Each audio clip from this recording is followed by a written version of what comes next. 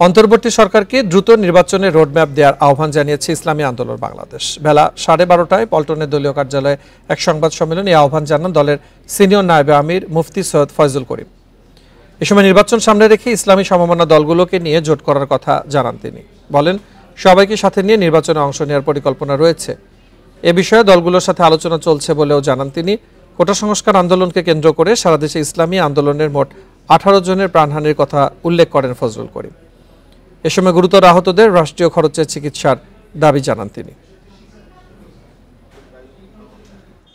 অতএব ইসলামী আন্দোলন বাংলাদেশের প্রত্যাশা করে অন্তর্বর্তীকালীন সরকার তাদের সংস্কার কার্যক্রমের ধরন ও প্রক্রিয়া কি হবে এবং কতদিনের মধ্যে সংস্কার কার্যক্রম সম্পূর্ণ করবে তা অতি দ্রুত প্রকাশ করবে এবং জাতীয় নির্বাচনের একটি রোড ম্যাপ ঘোষণা করবে।